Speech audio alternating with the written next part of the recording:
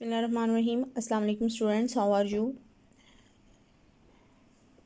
آپ سب پہلے سے جانتے ہیں کہ ہم یونٹ نمبر 1 جو ہیں وہ پڑھ رہے ہیں آج کل, اور اس میں آپ پہلے سے ٹاپک کچھ پڑھ چکے ہیں. آج کا ہمارا نیو ٹاپک ہے اور یہ ریڈنگ ہے. ہم نے آج سے ریڈنگ سٹارٹ کرنی ہے پیج نمبر 6 کی, جو سامنے آپ کو اسکرین پہ نظر آ رہا ہے. آج کا ٹاپک جو ہم نے ریڈنگ کے لیے شروع کرنا ہے وہ ہے زلزلوں کی وجوہات, ان کے اثرات اور تقسیم. اس کی ریڈنگ کرتے ہیں, پھر ان کے جو شارٹ کویسچن, ان سے ریلیونٹ شارٹ کویسچن ہیں, وہ دوسری ویڈیو میں آپ دیکھیں گے. زلزلہ کی تعریف. سطح زمین کے لرزنے یا حرکت کرنے کو زلزلہ کہا جاتا ہے. زلزلے کے دوران زمین کے اندرونی حصوں میں مختلف حرکات کے سبب زمین کی سطح پر تھرتھراہٹ اور ارتعاش وائبریشن پیدا ہوتی ہے. زلزلے سطح زمین کے کسی ایک حصے کے حرکت کرنے سے پیدا ہوتے ہیں, اور اس جگہ سے زلزلے کی لہریں ہر سمت میں یعنی چاروں اطراف میں سفر کرتی ہیں. زلزلے کی یہ لہریں جیسے جیسے مرکز سے دور ہوتی جاتی ہیں یہ کمزور پڑتی جاتی ہیں. زلزلوں کی وجوہات. زلزلہ آنے کی دو اہم وجوہات ہیں, درج ذیل ہیں. نمبر 1, پلیٹوں کی حرکات. زیادہ تر زلزلے زمین کی پلیٹوں کی حرکات کی وجہ سے آتے ہیں, یعنی جو موومنٹ ہوتی ہے نیچے زمین میں پلیٹس میں, اس وجہ سے. جب یہ پلیٹیں آپس میں ٹکراتی ہیں تو سطح زمین میں لرزش پیدا ہوتی ہے. دنیا میں جہاں جہاں فالٹ لائن موجود ہیں وہ علاقے زلزلوں کے مرکز بنے ہوئے ہیں.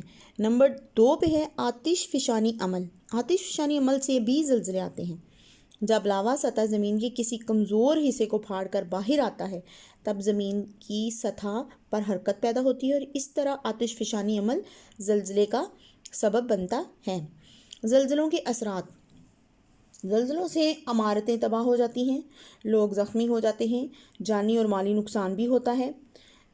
نمبر 2 پہ ذرائع آبپاشی متاثر ہوتے ہیں, کھڑی فصلیں تباہ ہو جاتی ہیں. نمبر 3, بجلی, گیس اور پانی کا نظام درہم برہم ہو جاتا ہے. اور نمبر 4 پہ بجلی اور گیس کی وجہ سے بعض اوقات آگ بھی لگ جاتی ہے. یہ سامنے ایک پکچر آپ کی بک پہ نظر آ رہی ہے. یہ زلزلہ آنے کے بعد کا منظر ہے, اور یہ دکھا رہے ہیں اس پکچر میں کہ کس طرح زلزلے نے تباہی مچائی ہے. امدادی کارروائیوں میں دشواری پیش آتی ہے. زلزلوں سے سیلاب آنے کا بھی خطرہ ہوتا ہے.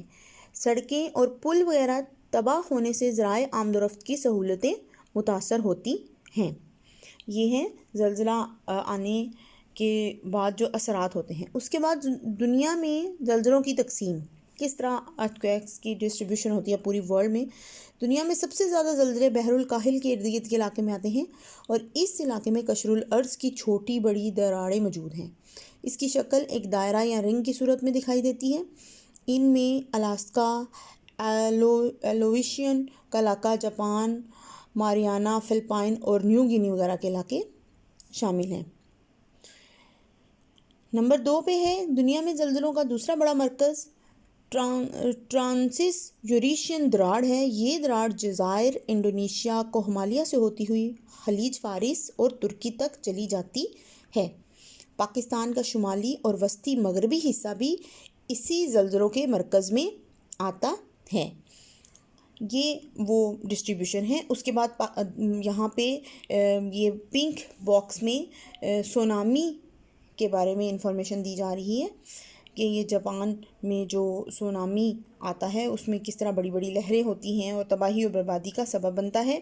پھر پاکستان اور دنیا میں آنے والے بڑے بڑے زلزلے کس کس سال میں آئے, یہ وہ سارے ایئر ہیں 2019 سے لے کر 2010 تک, اور اس میں کس کس جگہ پر یہ آیا, ریکٹل اسکیل پر اس کی شدت کیا تھی, کتنا جانی نقصان ہوا, یہ سارے ہیں. ایک دفعہ آپ نے یہ سارے یہ والے کالمز بھی آپ نے ریڈ آؤٹ کرنے ہیں. یہ آپ نے سونامی والا پنک باکس بھی ریڈ آؤٹ کرنا ہے. پھر نیکسٹ پیج پہ ہے زلزلوں کی پیمائش کرنے والے آلات اور پیمانے.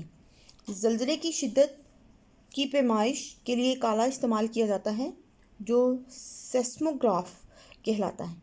زلزلے کی شدت کا اندازہ ایک پیمانے سے ہوتا ہے جسے ریکٹل اسکیل کہتے ہیں.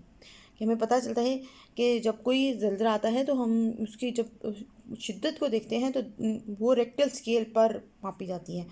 اگر اس کی درجہ بندی 0 سے 9 تک کی جاتی ہے. اگر زلزلے کی شدت زیادہ ہو تو ریکٹر اسکیل پر درجہ بھی زیادہ آتا ہے. جیسے کہ یہاں پہ اس کالم میں آپ دیکھ رہے ہیں کہ 1920 میں چائنا میں جو زلزلہ آیا تھا اس کی ریکٹر اسکیل پر جو شدت تھی وہ 8.6 تھی.